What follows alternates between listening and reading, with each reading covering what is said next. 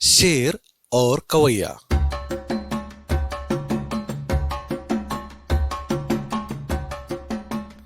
एक बार एक कवैया जंगल के रास्ते जा रहा था। उस इलाके में कहानी कहने वाले को कवैया कहा जाता है। घना जंगल था, हर तरफ ऊंचे ऊंचे पेड़ों की परछाइयां जमीन पर पड़ी हुई थी। घास भी काफी ऊंची हो गई थी। पगडंडी पर सूखे पत्ते और हरी लताएं पड़ी हुई थी। कभी कभी दूर से बंदर के चीखने की आवाज आती थी। चिड़ियों की आवाज हर तरफ थी। अचानक कभी पास ही कहीं सांप का फुफकारना भी कानों में फैल जाता था और कवैया का मन डर से कांपने लगता था।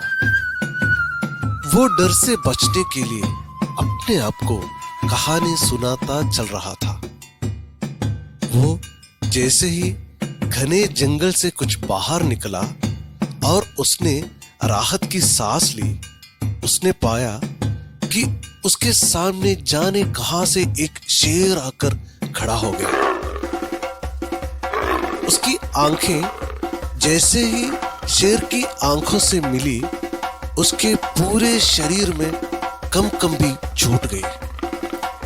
हाथ पसीने से भीग गए। उसने अपनी आंखें शेर की ओर से हटा ली और दूर आकाश में तैरती हुई चील को देखने लगा।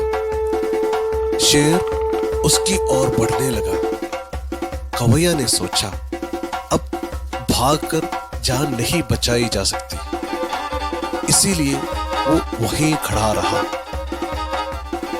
उसने कुछ हिम्मत करके शेर की आंखों में आंखें डालकर जोर से कहा, ठहरो।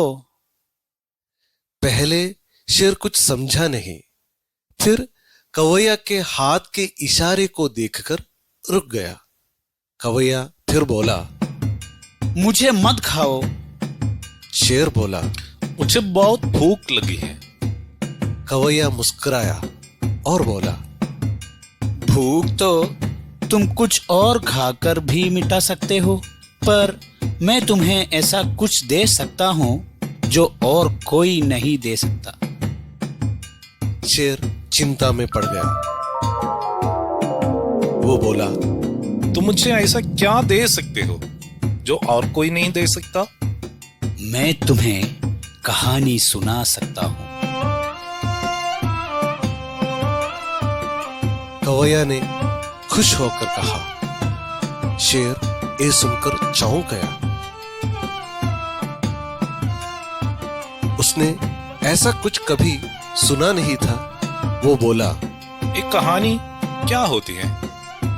कवैया समझ गया कि शेर कुछ देर के लिए अपनी भूख को भूल गया है। इससे उसका हौसला बढ़ गया।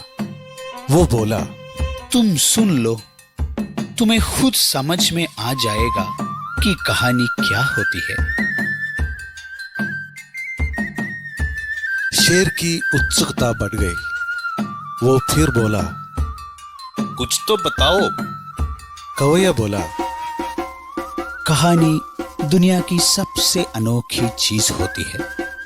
खुद दिखती नहीं, पर न जाने कितने जीव जंतुओं को, पेड़ों, पक्षियों को दिखा देती है। चलो किसी घने पेड़ की छाया में जाकर बैठ जाते हैं, वही मैं तुम्हें कहानी सुनाता हूँ।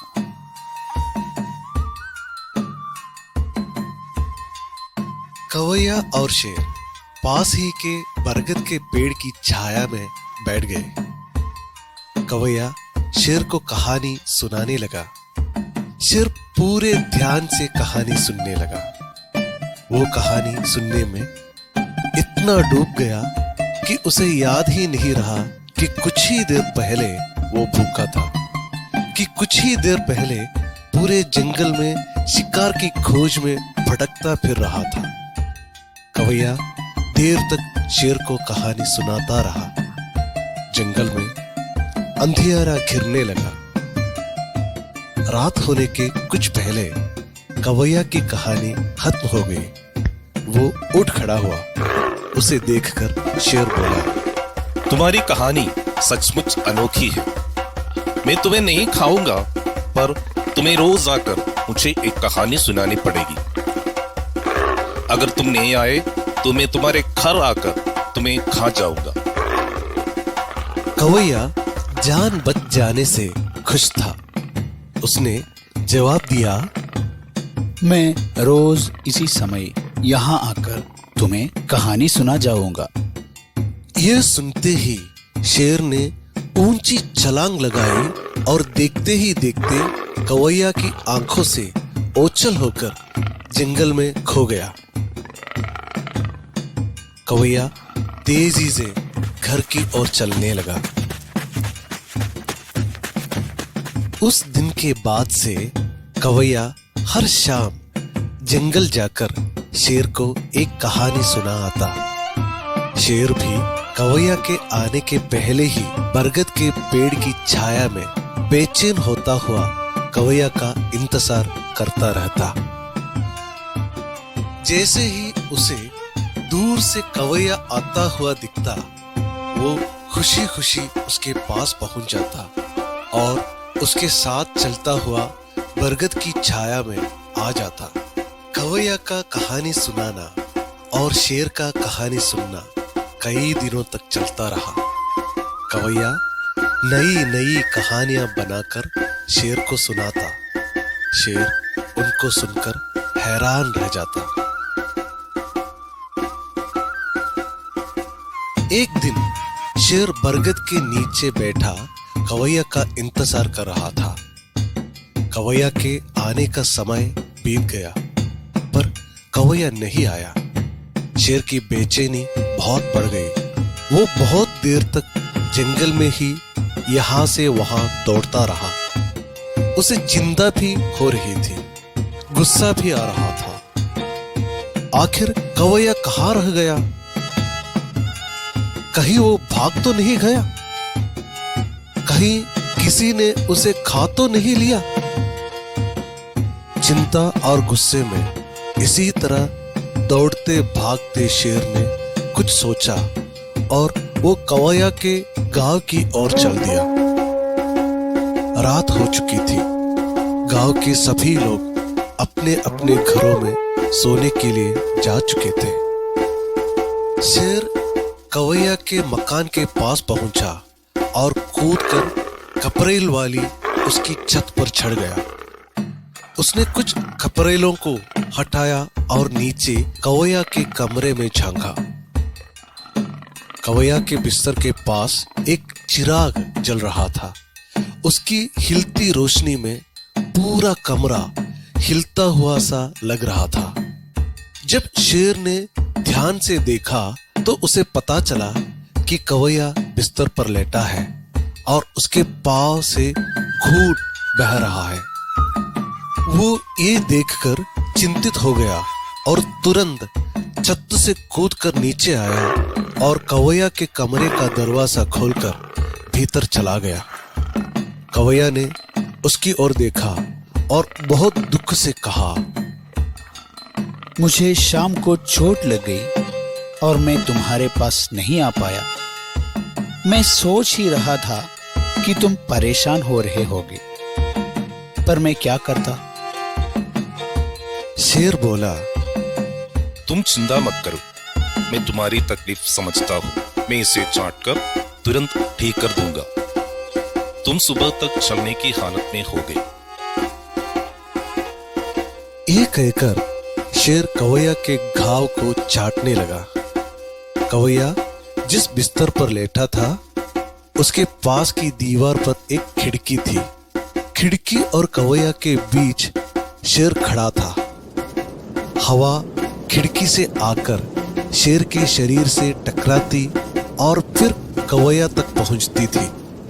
शेर के शरीर से उठती गंध हवा में खुलकर कवैया की नाक तक पहुंच रही थी। कवैया शेर से बोला, तुम वहां से हटकर बिस्तर के इस तरफ आ जाओ। शेर ने चाटना छोड़कर सिर उठाया और पूछा, क्यों? कवैया बोला, तुम्हारे शरीर से दुर्गंध आ रही है। ये सुनकर शेर की आंखें भर आई। उस समय शेर अपने दोनों पंजे बिस्तर पर रखकर कवैया की चोट पर झुका था। कवैया की ये बात सुनते ही उसने बिस्तर से अपने दोनों पंजे नीचे कर लिए। वो कवैया के चेहरे के कुछ पास आकर सोचता हुआ सा बोला, मैं अक्सर सोचता था कि जैसे हर जानवर एक तरह का होता है, वैसे ही ये आदमी किस तरह का जानवर है। जैसे गाय घास खाती है और दूध देती है, जैसे हम शेर लोग शिकार करते हैं और जंगल में दौड़ते फिरते हैं, उसी तरह आदमी किस तरह का जानवर है मुझे कभी समझ में नहीं आया, पर अभी बिल्कुल अभी मुझे यह समझ में आ गया है। अगर हम जानवरों को कोई चोट लगती है, हम उसे चाट कर ठीक कर लेते हैं, पर आदमी जो चोट पहुंचाता है वो ऐसी जगह लगती है जिसे चाट कर ठीक नहीं किया जा सकता। कवैया चुप रह गया। वो कुछ बोल पाता इससे पहले ही शेर फिर बोला, आज हम आखिरी बार मिल रहे हैं। मैं जंगल वापस जा रहा हूं।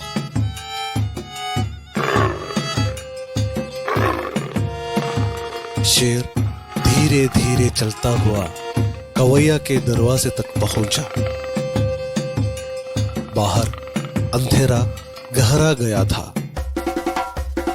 उसने कूदकर बाट को लांघा और तेज दौड़ता हुआ घने जंगल में खो गया।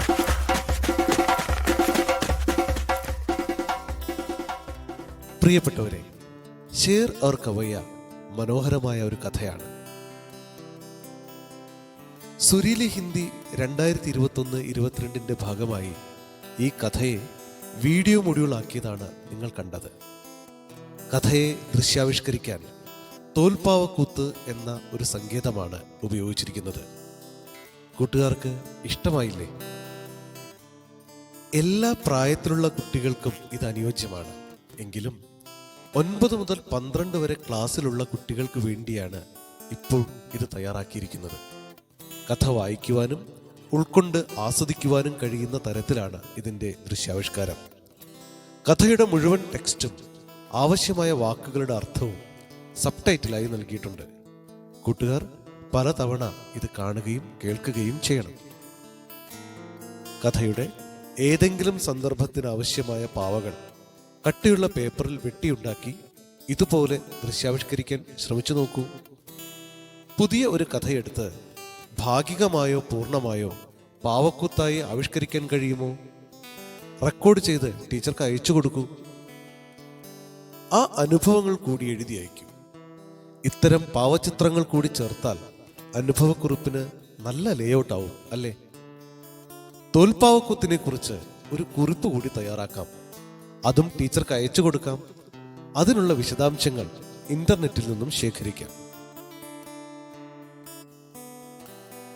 अच्छा, अब इस कहानी से संबंधित क्या क्या करेंगे? शेर और कवैया कहानी के किसी प्रसंग के लिए कठपुतली बनाएं और उसे छाया कठपुतली खेल के द्वारा प्रस्तुत करें. उसका वीडियो बनाकर टीचर को भेज दें. किसी एक कहानी को लेकर उसकी प्रस्तुति पूर्ण या आंशिक रूप से छाया कठपुतली खेल के माध्यम से प्रस्तुत करें. उसका वीडियो बनाकर टीचर को भेज दें. इस अनुभव पर टिप्पणी लिखें. कठपुतली का चित्र बनाकर लेआउट करें और टीचर को भेज दें. केरल का छाया कठपुतली खेल संबंधी एक टिप्पणी लिखें. उसके लिए इंटरनेट की मदद लें. ആശംസകളോടെ സുരീലി ഹിന്ദി ടീം.